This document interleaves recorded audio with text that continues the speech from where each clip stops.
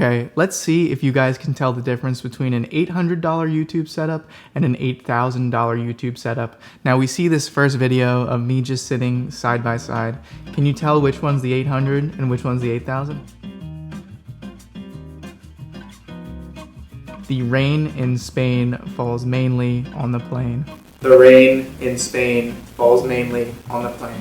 Okay, which one do you think it is?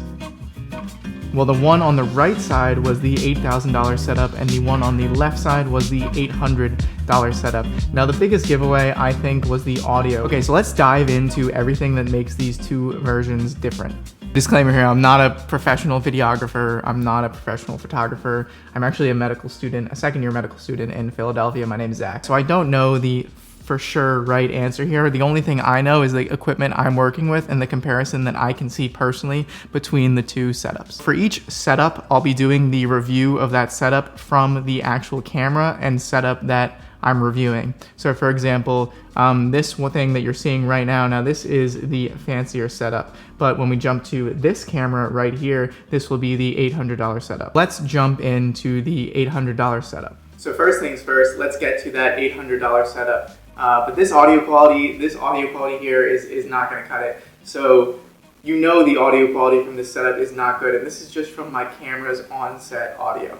So we're going to switch over to the nice audio right now, but you can see now that the audio is much better, much cleaner, and you know it's me as opposed to tons of annoying noises that are happening around me. And this is the Sony Alpha 6300. Now you can buy this used for about $500, and I love this camera. I've had this camera for about 4 years now. It's a beast. I mean, it came out in 2016. It can shoot 4K, 120 FPS, but not at 4K. It takes some really nice photos, and it's just an all-around good camera. The Sigma 30mm lens is the lens I have on the Sony a6300 right now, and this is a pretty good lens, a great lens, I think, but the only problem is sometimes the autofocus is off. Prime lenses are nice though, because they're usually a little bit cheaper, and their aperture, max open aperture, that's how wide it can get. So 1.8 is a bigger aperture than say 5.6. Now the microphone I'm using is a fancy microphone, and that will not be revealed yet, but the original microphone audio, we can go back to that right now. You can see that this original audio straight from the camera is not good.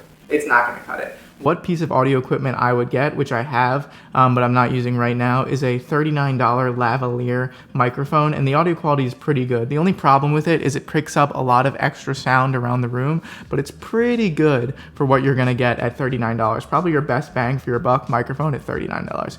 The only problem is it'll probably clip on somewhere to you, so you're gonna see that during the video, which is not necessarily the best thing. And coming in at $25, we have the Amazon tripod. Now this tripod is nothing amazing. It's not that sturdy. It doesn't look that good, but it's going to stand up and it's going to hold your camera. So if you take your $500 Sony used a6300, your $300 or $200 used Sigma 30mm lens, a $25 Amazon stand, a $39 lavalier microphone from Amazon, you have this setup minus the microphone, and it's a pretty good setup. The software I use with this is iMovie. I also used Audacity when I was first starting out to edit it, and that's really all you need. Now this is a good setup. In fact, I think it has the potential to be a great setup, but the one thing missing, the one thing making this setup not great is lighting. You'll notice here that I'm kind of in the same kind of plane as everything around me, and also I'm not that differentiated from my surroundings. Also, editing this in post-production is going to be a lot more difficult because my lighting is not great.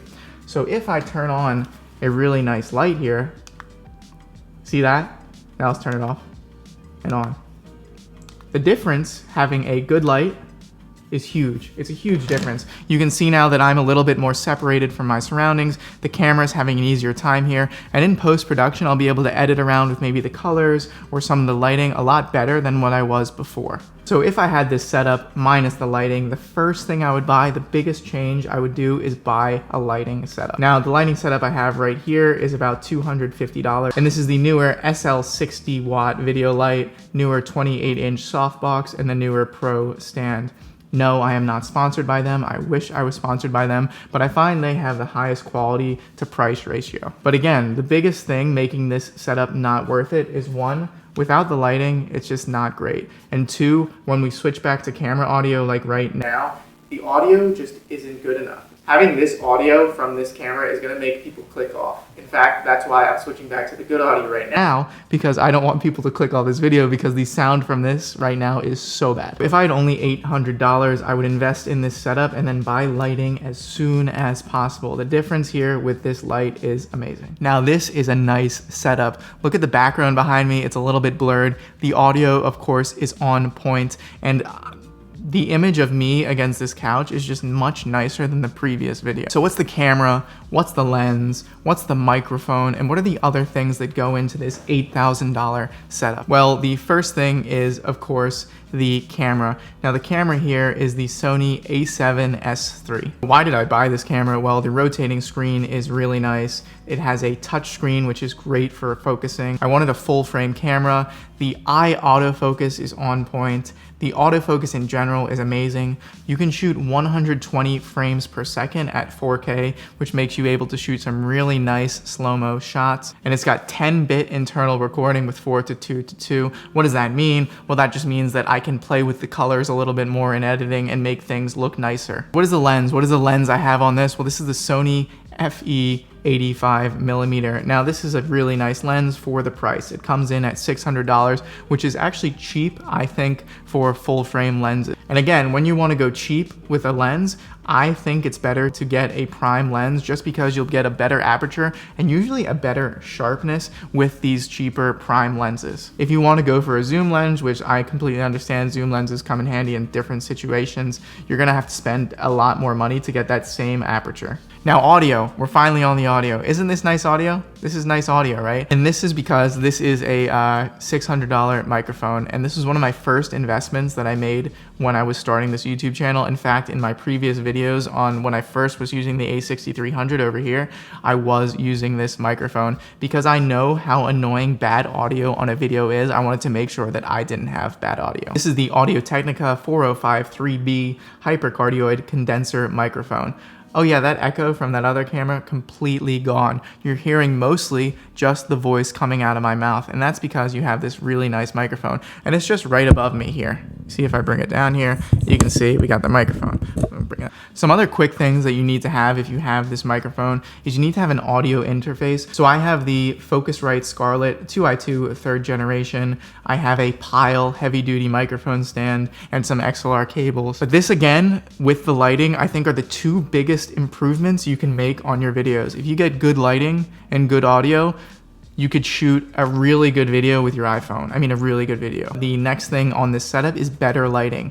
I have two of these massive lights over here. I went into this before, but these lights are kind of the newer trifecta. So you have the newer heavy stand, you have the newer big round freaking crazily huge softbox over here, and you also have the newer 60-watt kind of light, the actual thing that's shooting it out. And why do I have a softbox? Well, the softbox just comes close enough, as close as possible to giving me a nice soft light, so there's nothing harsh, there's less bad shadows on my face. The next part of the setup is the Sachtler Ace M tripod system, and this gives me much more adjustability, sturdiness, smoother panning, and smoother tilting than my previous tripod. The last part of this setup is a drone and a gimbal. And also really quickly, I just want to, because I've been filming this for about 45 minutes now, over 50 minutes, I just want to say how nice it is that on the Sony camera, it hasn't given me that overheating sign. Usually on the previous a6300, when I'm recording in 4K,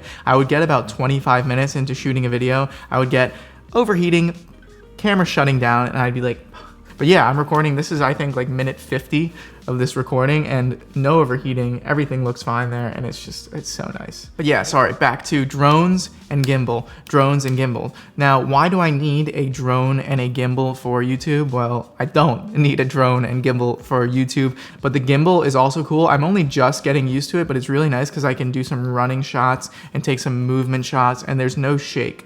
So if there's no shake, I don't have to do some post-processing. And you really kind of notice the shake when you're filming on a tripod most of the time. The shake just, it's not, guys. It's not professional. Finally, we have the software. So the software I use is Final Cut Pro and Logic. Now, these, again, aren't that much of a difference from Audacity and iMovie, but it just lets me do a few other extra things that I couldn't do before. So in conclusion, is the $8,000 setup 10 times better than the $800 setup? No. it's definitely not 10 times better.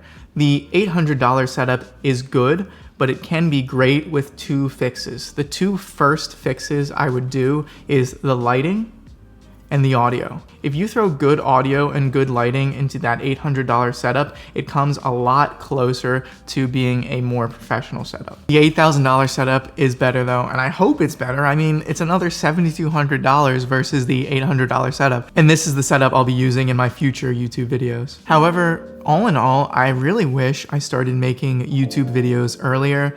You really begin to realize that having a nice camera is nice, having nice lighting is nice, having a nice microphone is really nice, but the most important thing is making good videos. And what makes a good video, I personally think, is the content of the video and the story you're telling as opposed to the fancy gear you have. But I didn't start making YouTube videos until recently just because I feel like I didn't have the right stuff. I felt like I didn't have the right camera, the right microphone, the right equipment, and really I could have started making videos back in college with my iPhone, and by now I would have been so much better at not like videography and photography and stuff like that, but so much better at telling a story, creating a compelling argument, creating something nice and fun to watch. What I really need to improve on is my storytelling ability and the content of my actual videos. But that's it.